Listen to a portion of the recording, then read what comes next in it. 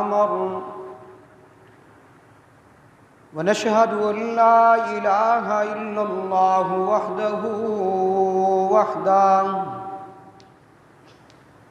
وحده لا شريك له في الخلق والأمر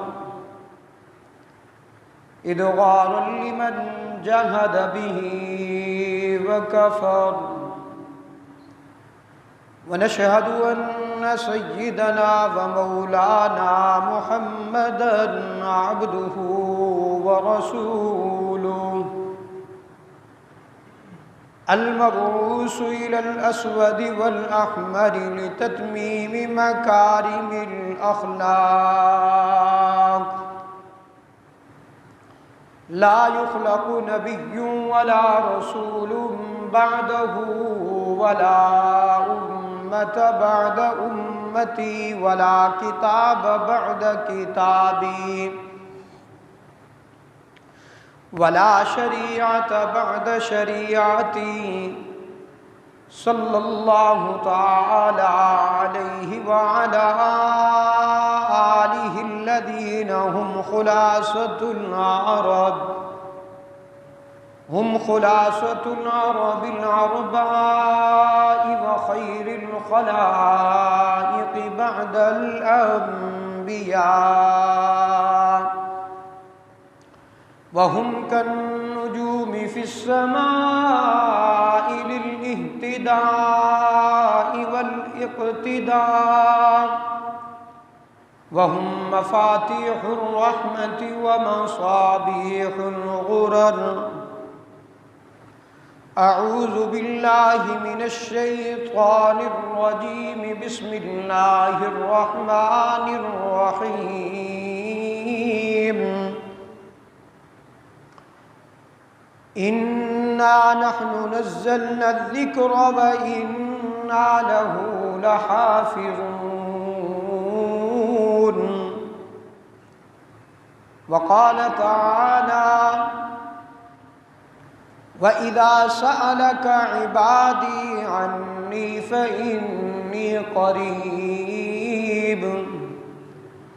أُجِيبُ دَعْوَةَ الدَّاعِ إِذَا دَعَانِ فَلْيَسْتَجِيبُوا لِي وَلْيُؤْمِنُوا بِي لَعَلَّهُمْ يَرْشُدُونَ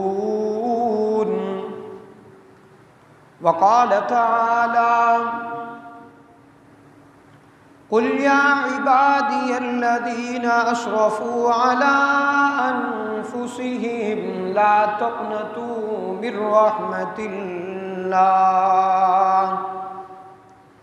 وقال تعالى نبئ عبادي أني أنا الغفور الرحيم وقال في موضع آخر الحمد لله رب العالمين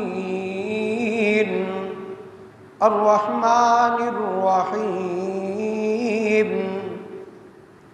وقال في موضع آخر وما أرسلناك إلا رحمة للعالمين وقال في موضع آخر إنا أعطيناك الكوثر فصل لربك وانحر إن شانئك هو الأبتر وقال النبي صلى الله عليه وسلم لا يؤمن أحدكم حتى أكون أحب إليه من والده وولده والناس أجمعين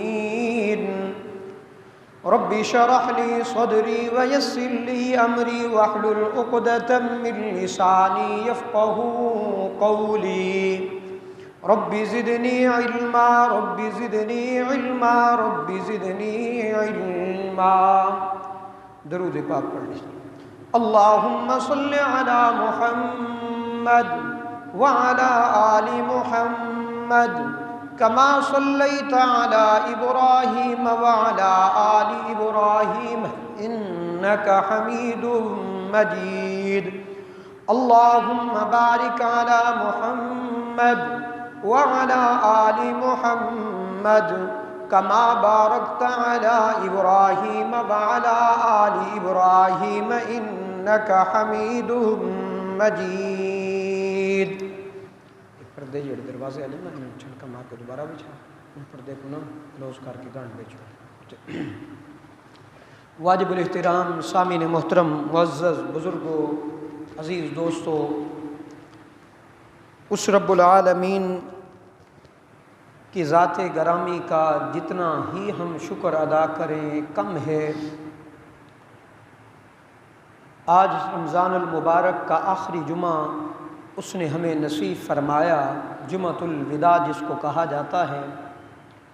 30 رمضان المبارک 20 اپریل غالباً 21 اپریل سن 2023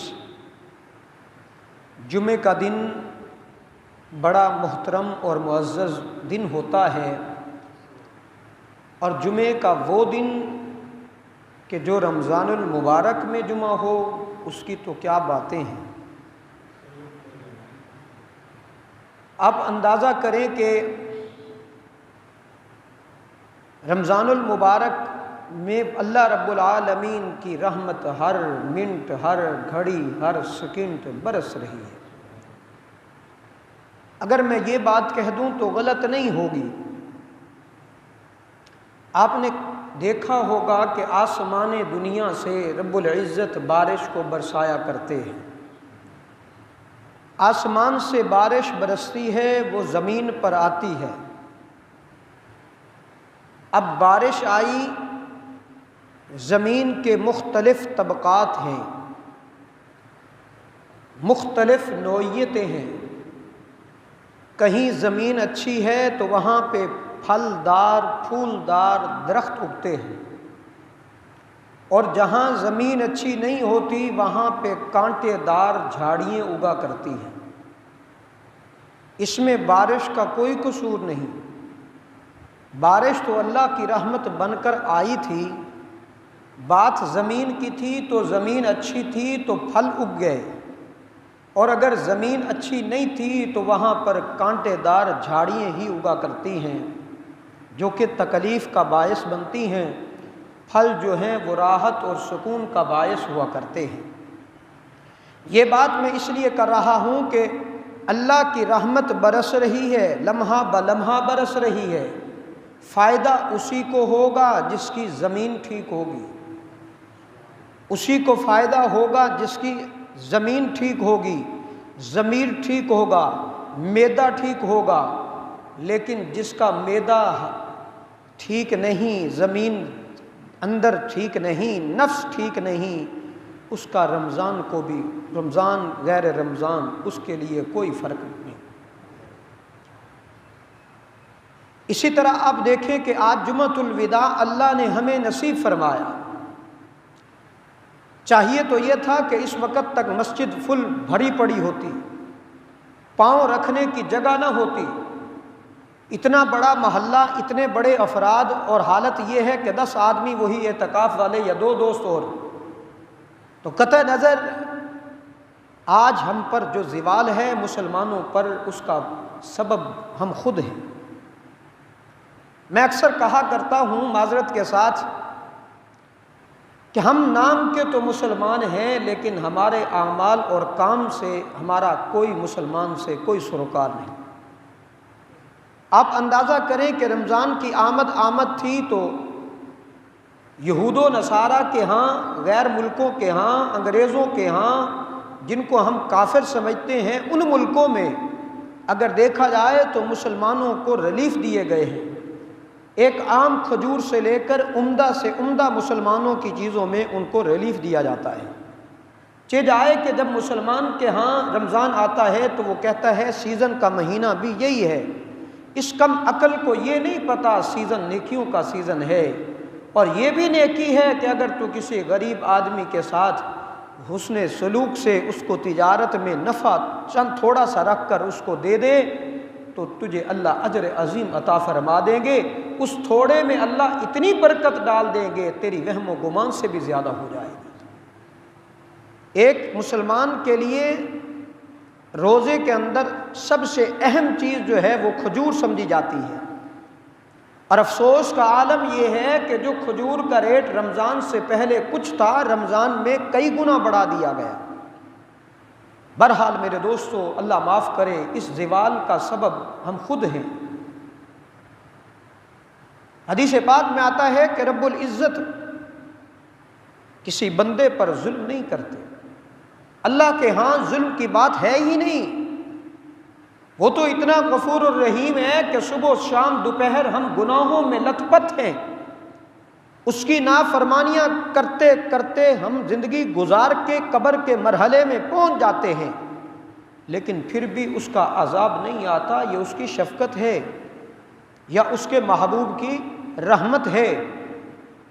آپ اندازہ کریں کہ پہلے امتیں اگر کوئی ایک گناہ کرتی تھی تو وہ عذاب میں مبتلا ہو جاتی تھی، مثلاً کہ ناپ تول میں کمی کرنا، اور دوسرا جھوٹ بولنا، زنا کاری کرنا، مختلف گناہ ایک ایک قوم میں ایک ایک گناہ پایا جاتا تھا تو اللہ کی طرف سے عذاب آ جاتا تھا۔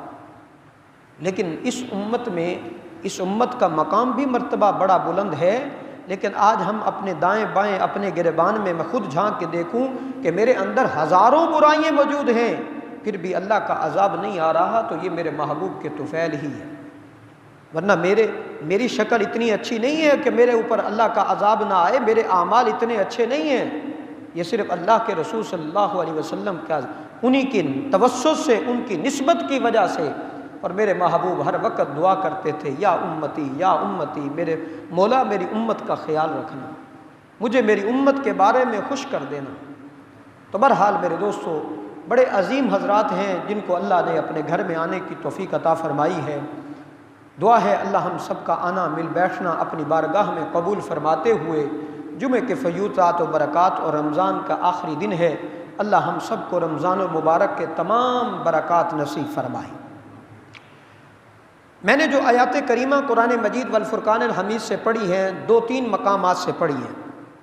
پہلی میں نے قرآن مجید سے آیت مبارکہ پڑھی ہے عظمت قرآن کے حوالے سے، چونکہ رمضان اور قرآن کئی مرتبہ عرض کر چکا ہوں، یہ دونوں یوں ہیں۔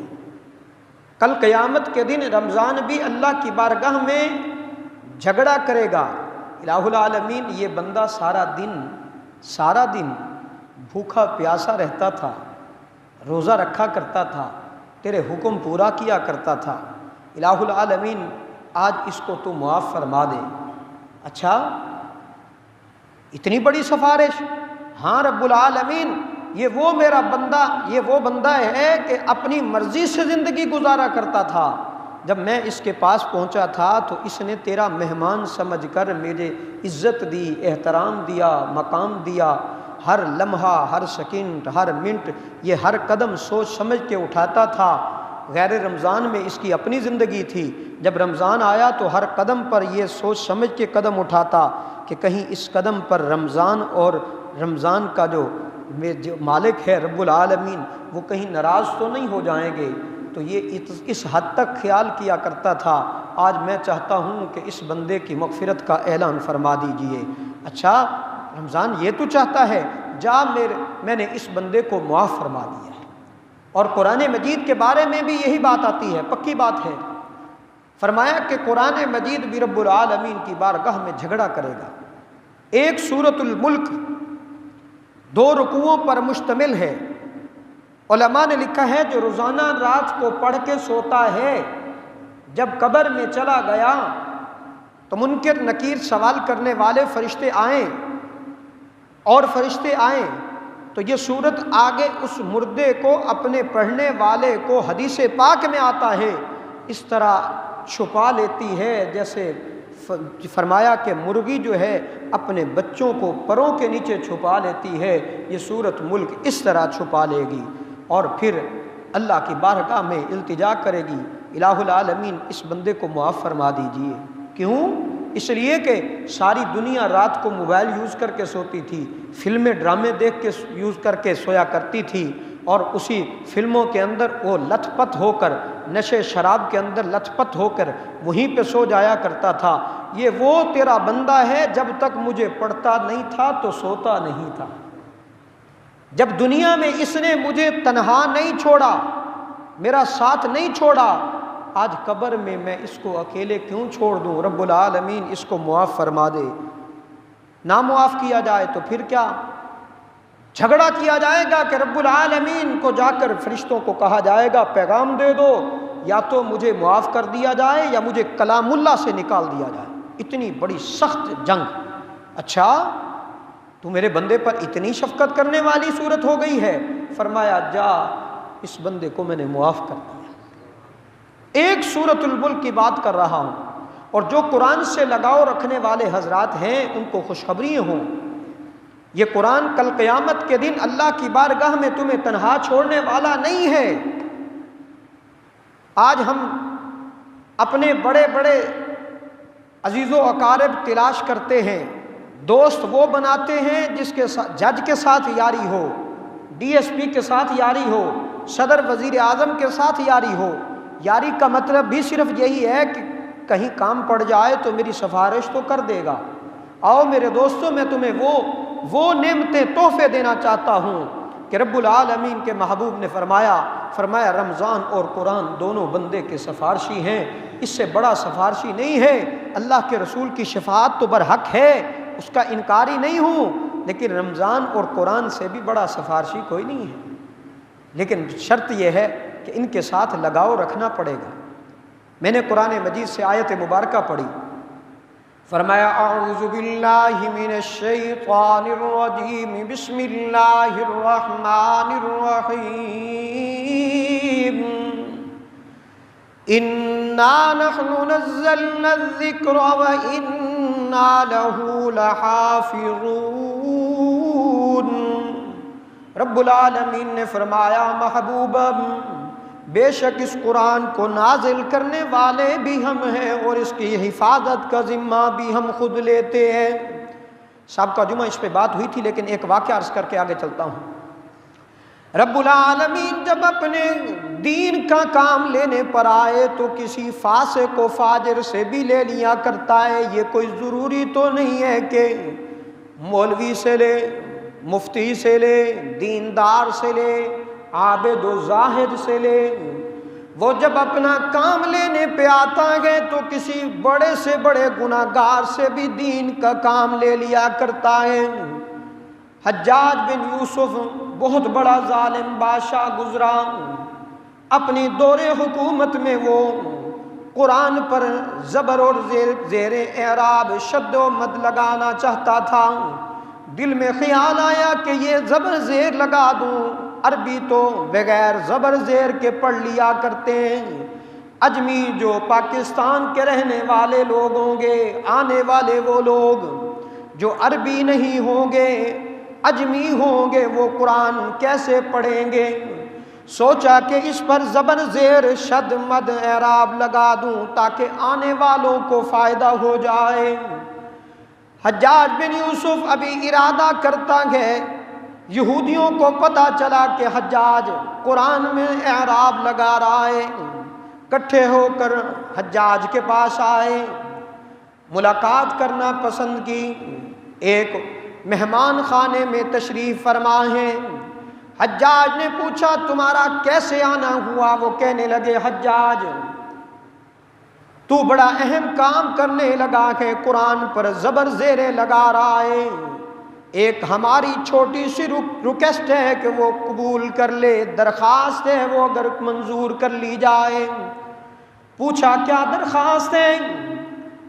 وہ واقعہ قرآن میں آتا ہے، جناب حضرت موسیٰ علیہ السلام اور حضرت خضر علیہ السلام ایک بستی پر گزرے، وہ یہودیوں کی بستی تھی، کھانا طلب کیا، لیکن یہودیوں نے کھانا دینے سے معذرت اختیار کر لی۔ قرآن مجید میں رب العالمین نے وہ اس واقعے کو آج تک ذکر فرمایا فَأَبَوْا ان بدبختوں نے انبیاء کو کھانا تک نہیں دیا۔ یہودی کہنے لگے حجاج اگر یہاں با کی بجائے اگر تا کر دے تو ہماری ناک کٹنے سے بچ جائے گی۔ قیامت تک ہماری ناک کٹی جا رہی ہے کہ یہودی اتنے بدبخت تھے کہ جنہوں نے انبیاء کو کھانا نہیں دیا۔ حجاج کہنے لگے اچھا صرف یہی بات ہے؟ کہنے لگے صرف یہی ریکویسٹ ہے اگر منظور کر لی جائے۔ حجاج اپنی عبادت گاہ میں پہنچتا ہے، خواب گاہ میں پہنچا، نماز نفل ادا کی۔ الہ العالمین میں بڑا ظالم و فاسق و فاجر ہوں، میرے سے بڑا ظالم کوئی پوری کائنات پر نہیں، اقرار کرتا ہوں۔ الہ العالمین میں بڑا ظالم ہوں، لیکن میں آج اس حد تک گر گیا ہوں کہ یہودی مجھ سے قرآن میں تبدیلی چاہتے ہیں۔ الہ العالمین مجھے ہمت عطا کر، جرت دے دے، میری تلوار میں جرت پیدا کر دے، میں ان بدبختوں کا سر قلم کر ڈالوں۔ تلوار اٹھا کر آیا، وہ تمام جو یہودی مہمان خانے میں بیٹھے تھے ایک ایک کا کر کے سر قلم کرتا گیا۔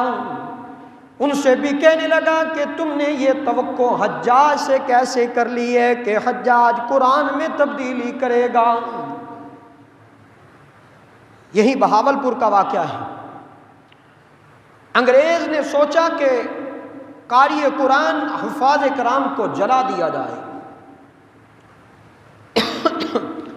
علماء کرام کو میرے دوستو سور کی کھالوں میں بند کر کے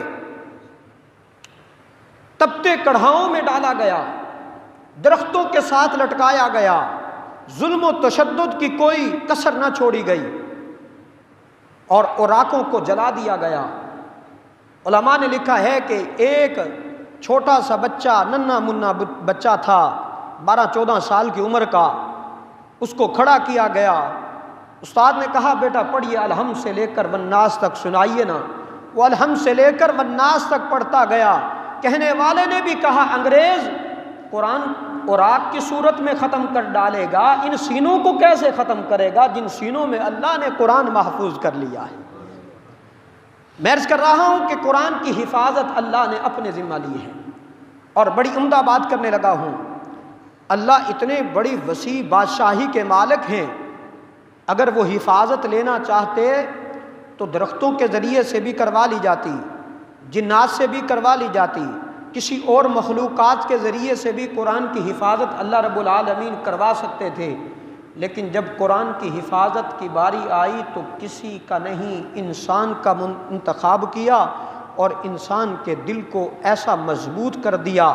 فرمایا کہ اگر یہ قرآن ہم پہاڑوں پر نازل کرتے تو پہاڑ بھی کانپ کانپ کر ریزہ ریزہ ہو جاتے۔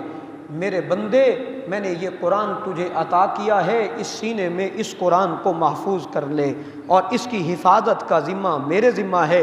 1400 سال قبل جیسے آمنہ کے لال محبوب کبریا جناب محمد عربی صلی اللہ علیہ وسلم پر قرآن نازل ہوا تھا، الحمد کی الف سے لے کر والناس کی سین تک جس طرح قرآن نازل ہوا تھا آج بھی اسی طرح محفوظ ہے، نہ اس میں زبر، زیر، نہ شد، نہ مد، نہ حرف، نہ رکوع، کسی چیز کی تبدیلی نہیں ہو سکی، اور قیامت تک کے لیے یہ معجزہ ہے قرآن کا کہ اس میں تبدیلی آ ہی نہیں سکتی۔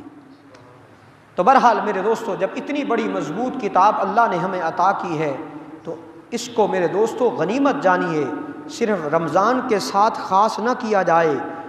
وہ کہتے ہیں کہ رمضانی حافظ، تو رمضانی حافظ نہیں بنا کریں، اور ناظرہ حضرات والے بھی بڑے خوش نصیب ہیں، اللہ نے قرآن کی دولت عطا کی ہے، اس کو روزانہ کی بیس پہ پڑھا کریں، زیادہ نہ ہو سکے ایک پارہ نہیں، پونا پارہ، آدھا پارہ تو کم از کم اپنی زندگی کا معمول بنا لیجئے۔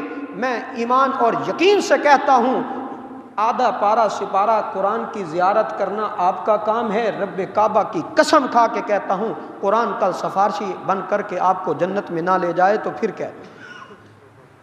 بہرحال دوسری آیات مبارکہ میں نے تلاوت کی، فرمایا الحمدللہ رب العالمین تمام تعریفیں اس رب العالمین کے لیے جو تمام جہانوں کا پالنہار ہے۔ یہاں پر رب العالمین فرمایا، رب الاولیاء والمرسلین نہیں کہا، رب الاولیاء والمتقین نہیں کہا، رب العالمین فرمایا کہ وہ رب جو تمام جہانوں کا پالنہار ہے، وہ اپنوں کو بھی دیتا ہے، دشمنوں کو بھی نوازتا ہے۔ اور اس کی یہ ادا کتنی پیاری ہے، دنیا والوں سے مانگا جائے تو وہ ناراض ہو جاتے ہیں، نہ مانگا جائے تو وہ خوش ہو جاتے ہیں۔ وہ ایسا داتا ہے کہ اسے نہ مانگا جائے تو وہ ناراض ہو جاتا ہے، مانگا جائے تو وہ اپنے بندے پر خوش ہو جاتا ہے۔ وہ کتنا بڑا رزاق ہے۔ وہ اگر اپنے موسیٰ کلیم کو دیتا ہے تو رزق فرعون پر بھی بند نہیں کرتا۔ اگر وہ ابراہیم کا داتا ہے، ابراہیم کا رزاق ہے، تو رزق نمرود پر بھی بند نہیں کرتا۔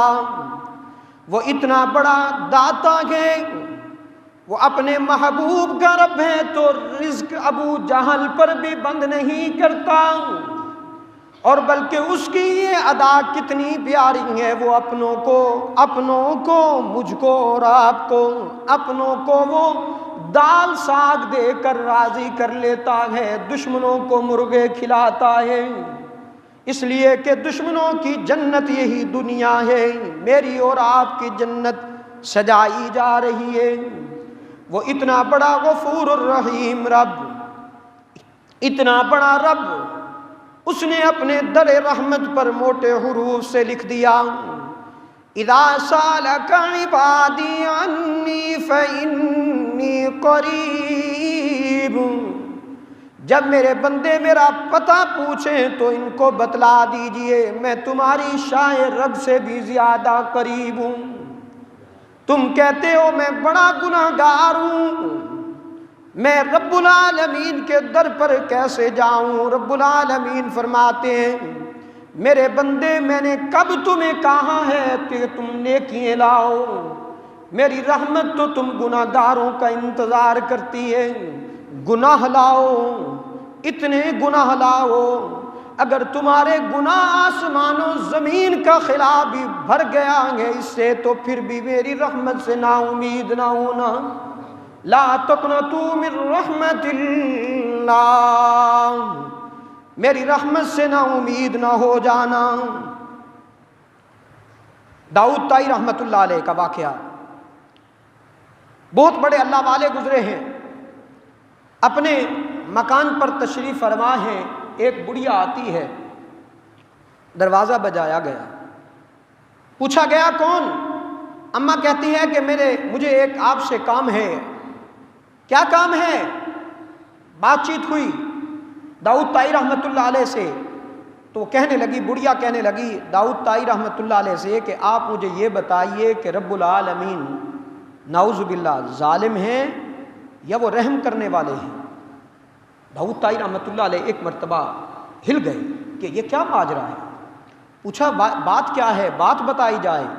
وہ بڑھیا کہنے لگی، میرا خاوند تھا وہ فوت ہو گیا، میرے پاس کھانے کو کچھ نہیں، پینے کو کچھ نہیں، چند میرے پاس درہم تھے، وہ میں بازار میں ان سے اون لے کر آتی اور میں اس سے کام کرتی، بازار میں جاتی اس کو بیچ کر آتی، 3 درہم کی دوبارہ اون لے آتی، 2 درہم کا کھانا لے کر اپنے بچوں کو کھلایا کرتی تھی۔ بیٹھے بیٹھے ایک دن میں کھانا بنانے جا رہی تھی تو اتنے میں وہ جو میرا اون پڑی تھی، ایک پرندہ آتا ہے، وہ اون لے کر چلا جاتا ہے، میرا روزی کا سلسلہ بھی وہ منقطع ہو گیا۔ وہ ظالم ہے کہ یہ رحم کرنے والا ہے؟ بڑی عجیب بات کہی۔ اچھا، داؤد طائی رحمت اللہ علیہ کہتے ہیں کہ میں حیران رہ گیا اس کی بات سن کر۔ اتنے میں تھوڑی دیر گزری، ابھی وہ عورت بیٹھی ہے، دروازے پہ دستک ہوئی، چند آدمی آئے، دروازہ کھٹکا تو ساری بات انہوں نے بھی اپنی سنائی کہ ہم ایک کشتی میں سفر کر رہے تھے، تو دوران سفر کشتی سے سوراخ ہوا تو ہماری کشتی بھنور میں آئی ڈوبنے. ہم تجارت کے لیے جا رہے تھے فلاں علاقے میں, تو ہم نے کشتی میں بیٹھے بیٹھے یہ ارادہ کر لیا کہ اگر اللہ رب العالمین ہمیں اس کشتی سے زندہ سلامت باہر بھیج دے تو 10 درہم یا 10 دینار فی بندہ اللہ کی راہ میں خرچ کرے گا.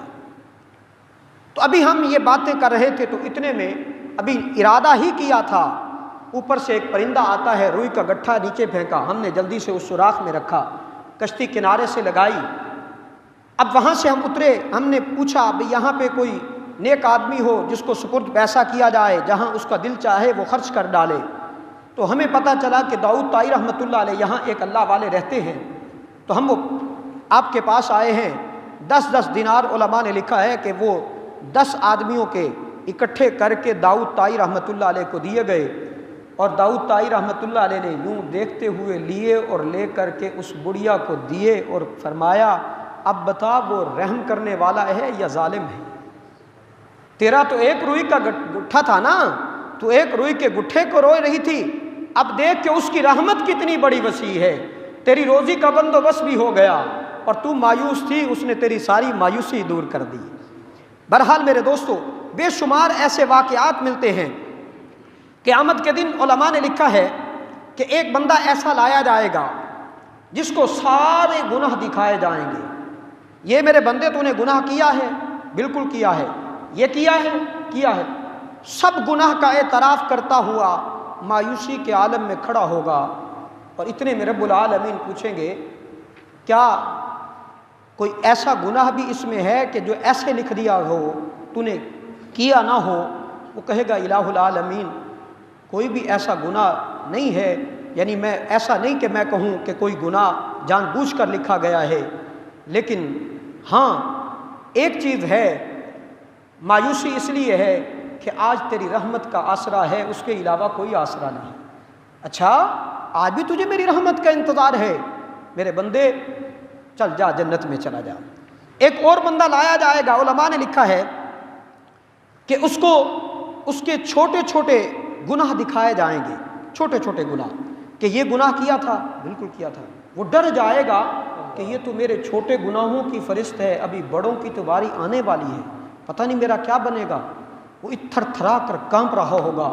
اچھا رب العالمین اس کی کیفیت کو دیکھتے ہوئے فرمائیں گے فرشتوں کو اس کے سارے گناہوں کو نیکیوں میں بدل دیا جائے. الہ العالمین یہ تو چھوٹے گناہ, بڑے گناہ بھی تو پڑے ہیں. رب العالمین فرمائیں گے میرے بندے, اس کے سارے فرشتوں کو حکم ہوگا اس میرے بندے کے تمام بڑے چھوٹے سارے گناہ نیکیوں میں بدل دو. فرشتے پوچھیں گے اتنا بڑا گناہ گار اور اس کے گناہوں کو نیکیوں میں بدلنے کی کیا وجہ؟ رب العالمین فرمائیں گے یہ وہ میرا بندہ ہے جس نے دنیا میں میرے سے ہر وقت اپنی مغفرت مانگی تھی, ہر وقت مغفرت مانگی تھی, میں نے اس کی مغفرت وہ چھپا کے رکھ لی تھی, آج اس کو عطا کر رہا ہوں, اس کو جنت میں بھیج دیا جائے. اتنے بڑے میرے دوستو اللہ غفور الرحیم ہیں. ایک مرتبہ رحمت عالم صلی اللہ علیہ وسلم تشریف فرما ہے, حضرت عمر حضرت ابو بکر صدیق بھی تشریف فرما ہے. اللہ کے رسول اپنی امت میں تڑپ رہے ہیں, رب العالمین میری امت کو معاف فرما دیجیے. نقد جواب آیا, جبرائیل لے کر آئے, جہنم سے یعنی وہ آدمی جو جہنمی ہوں ان سے میں توجہ میری طرف بھائی, پنکھے کبھی نہیں دیکھے, ایسا معاملہ کہ جو فرمایا کہ جہنمی ہوں ان کو جنت میں بھیج دیا جائے. تو رب العالمین اپنے محبوب کی دعا کو پورا کرتے ہوئے جبرائیل امین کو بھیجتے ہیں, جا میرے محبوب کو پیغام دے دو ایک چلو بھر امت کا جہنم سے نکال کر جنت میں بھیج دیا جائے گا. اتنے میں فاروق اعظم یہ سنتے ہوئے پھر کہیں گے اللہ کے رسول ایک بار پھر دعا مانگ لیجیے. پھر دعا مانگی جائے گی. حضرت ابو بکر کہیں گے, علماء نے لکھا ہے کہ وہ کہتے ہیں کہ ابو بکر رضی اللہ عنہ نے کہا عمر بس کر, ایک چلو تھوڑا ہے, پھر دوسرے چلو بھی ہو گیا. تیسری مرتبہ پھر حضرت عمر فاروق نے کہا اللہ کے رسول ایک مرتبہ پھر دعا کر دیجیے. تو آپ صلی اللہ علیہ وسلم کو خوشخبری دی گئی, محبوبم ہم 3 چلو امت کے آپ کے وہ جو جہنمی لکھے گئے ہیں ان کو جہنم سے نکال کر جنت میں بھیج دیں گے, آپ سے وعدہ کر لیا گیا ہے. اور پھر چلو یہ تمہارا میرا ہاتھ نہیں, رب العالمین کا ہاتھ. آپ اندازہ کر لیجئے, یہ تخیلات کی باتیں ہیں کہ کتنا بڑی. بہرحال میرے دوستو، حضرت ثعلبہ رضی اللہ تعالیٰ عنہ، حضرت داہیہ کلبی یہ بھی صحابی رسول ہیں، حضرت وحشی یہ بھی صحابی رسول ہیں۔ حضرت داہیہ کلبی اللہ کے رسول کی خدمت میں آنے لگے، یہ اپنے قبیلے کے بڑے سردار سمجھے جاتے تھے، تو اللہ کے رسول صلی اللہ علیہ وسلم کے پاس جب آنے لگے تو حضرت جبرائیل بھی آئے اور آ کر خوشخبری عطا فرما دی، محبوبم داہیہ کلبی آپ کی خدمت میں آ رہے ہیں اور کلمہ پڑھنا چاہتے ہیں۔ داہیہ کلبی آئیں گے، اللہ کے رسول صلی اللہ علیہ وسلم کے پاس تشریف فرما ہیں، کلمہ پڑھ لیا۔ اللہ کے رسول اتنے بڑے میرے گناہ ہیں، کیا میرے گناہوں کی معافی ہو جائے گی؟ کتنے بڑے گناہ ہیں، میں اپنے علاقے کا سردار تھا، برادری کا بادشاہ سمجھا جاتا تھا، میں نے بہت سارے غلط فیصلے بھی کیے، اور ان میں سے ایسے غلط فیصلے کیے کہ اس وقت کے قانون کے مطابق 70 بچیوں کو زندہ درگور میں نے خود کروایا ہے، اتنا بڑا گناہ لے کر آیا ہوں۔ رحمت عالم صلی اللہ علیہ وسلم نے فرمایا، اچھا سچے دل سے کلمہ پڑھنا تیرا کام ہے، رب العالمین بخشش کا اعلان تیرا فرما دیں گے۔ حضرت وحشی اور حضرت ثعلبہ، رحمت عالم صلی اللہ علیہ وسلم نے حضرت ثعلبہ کو بھیجا، ثعلبہ جاؤ مدینہ طیبہ میں فلاں جگہ پر ایک کام ہے، کر کے آؤ۔ علماء نے لکھا ہے کہ حضرت ثعلبہ جا رہے ہیں، ان سارے مدینہ کے گلیوں سے گزرتے ہوئے دروازے سے اچانک نگاہ پڑی ایک انصاریہ عورت پر۔ اتنے میں ثعلبہ نے یہ جیسے ہی نگاہ پڑی توبہ استغفار کرتے ہوئے وہاں سے مدینہ چھوڑ کر مکہ کی جانب، مدینہ اور مکہ کے درمیان پہاڑوں میں وقت گزارنے لگے۔ رحمت عالم صلی اللہ علیہ وسلم اس انتظار میں ہے کہ میرا ثعلبہ کب آئے گا، کہیں پتہ بھی نہیں کہاں چلا گیا۔ جبرائیل امین آئے، اللہ کے رسول کو سلام عرض کیا اور یہ بھی پیغام دیا، محبوبہ آپ کا وہ غلام ثعلبہ فلاں پہاڑوں میں وقت گزار رہا ہے، وہ خوف جہنم میں، اللہ کے خوف سے وہ اپنے آپ کو ہلاک کر ڈالے گا۔ رحمت عالم صلی اللہ علیہ وسلم نے جناب عمر فاروق اور سلمان فارسی کو بھیجا کہ تم دونوں جاؤ ثعلبہ کے پاس۔ پہاڑوں کے دامن میں حضرت عمر نے ایک چرواہے کو دیکھا جو بکریاں چرا رہا تھا، اس سے پوچھا کہ ایسا ایک نام کا آدمی ثعلبہ جس کو تم جانتے ہو یا نہیں؟ وہ کہنے لگا نام کا تو پتہ نہیں، لیکن وہی بندہ ہے جو رات کو پہاڑوں میں چیخیں مار مار کر روتا ہے، تمہیں کیسے پتا؟ وہ کہنے لگا کہ روزانہ، چروایا کہنے لگا کہ وہ روزانہ رات کو شب کو پہاڑوں میں دھاڑے مار کر روتا ہے اور رب العالمین کے حضور التجا کرتا ہے کہ مجھے موت دے دے رب العالمین، میں زندہ اس طرح اللہ کے رسول کی خدمت میں نہ جاؤں۔ حضرت عمر فاروق رات کے انتظار میں تھے، جیسے رات آئی وہ اسی آواز کو سنا اور پہاڑوں کے دامن میں جا پہنچے۔ حضرت سلمان اور حضرت عمر ثعلبہ کے پاس جا پہنچے۔ ثعلبہ تمہیں مبارک ہو، اللہ کے رسول تمہیں یاد کر رہے ہیں۔ ثعلبہ کہنے لگا میں اس پوزیشن میں نہیں ہوں کہ میں اللہ کے رسول کا سامنا کر سکوں۔ رحمت عالم صلی اللہ علیہ وسلم نے بھی حکم فرمایا، حضرت عمر نے کہا ثعلبہ تمہیں ساتھ لے کر جانا ہوگا۔ رات کے وقت سفر کیا، صبح فجر کی نماز میں مسجد نبوی کے کونے میں ثعلبہ کو بٹھایا۔ حضرت عمر کو رحمت عالم صلی اللہ علیہ وسلم نے دیکھا، پوچھا عمر میرا ثعلبہ کہاں ہے؟ عرض کی اللہ کے رسول وہ پیچھے بیٹھا ہے۔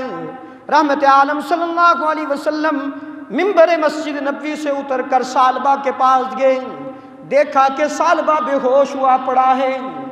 ثعلبہ کو ہوش آیا تو رحمت عالم نے ساری بات پوچھی، عرض کی اللہ کے رسول اس طرح میرے سے گناہ سرزد ہوا۔ رب العالمین نے جبرائیل امین کو بھیجا، جا جبرائیل میرے محبوب کو یہ پیغام دے دیجئے کہ ثعلبہ سے کہیے اور پوری امت سے کہیے کہ یہ آیات پڑھنا تمہارا کام ہے، رب العالمین آپ کی بخشش فرمانا رب العالمین کا کام ہے۔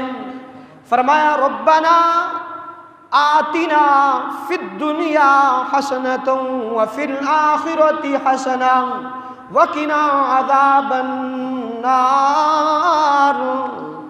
اتنے میں ثعلبہ ہوش میں آتے ہیں اور آیات پڑھنا شروع کی۔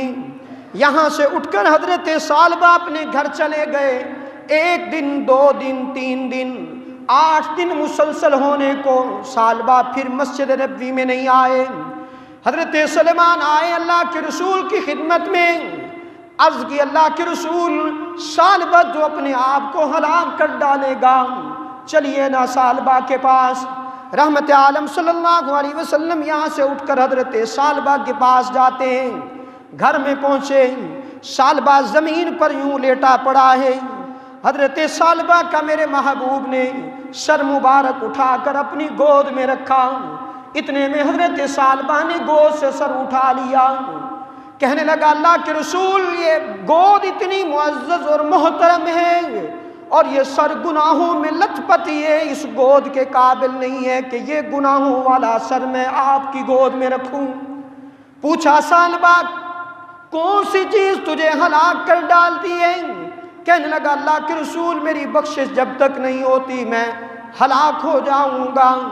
جبرائیل امین دوبارہ آئے، عرض کی اللہ کے رسول اپنے ثعلبہ کو مبارکباد دیجیے، رب العالمین نے اس کی بخشش کا اعلان عرش معلیٰ پہ کر دیا ہے۔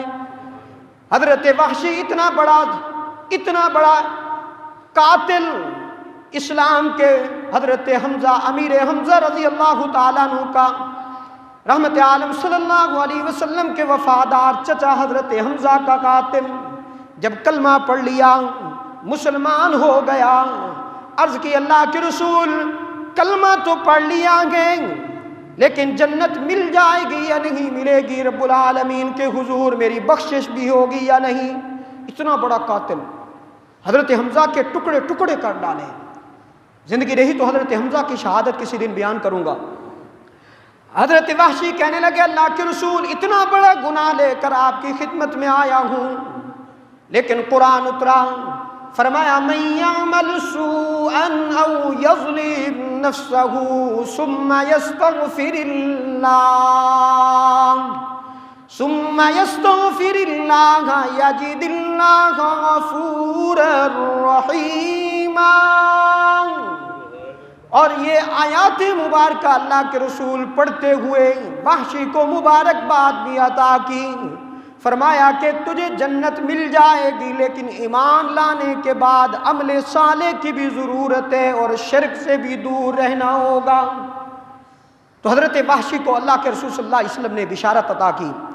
حضرت وحشی کے ہاتھ سے اسلام کا بہت بڑا جید سپاہ سالار امیر حمزہ رضی اللہ تعالیٰ عنہ کی شہادت ہوئی۔ ساری زندگی حضرت وحشی اپنے دل میں یہ خیال کرتے چلے گئے، رب العالمین کے حضور دعا کرتے چلے گئے، الہ العالمین اسلام کا بہت بڑا سپاہ سالار میری تلوار سے شہید ہوا ہے، کوئی اسلام کا سب سے بڑا دشمن بھی میری تلوار سے مارا جائے۔ پھر دعا کرتے رہے، اللہ نے وہ دن بھی لایا کہ وحشی مسلمہ کذاب کو جس دن وصل جہنم کیا اس وحشی کی تلوار نے کیا۔ آخری اشعار پڑھ کے اجازت چاہتا ہوں، جمعۃ الوداع ہے۔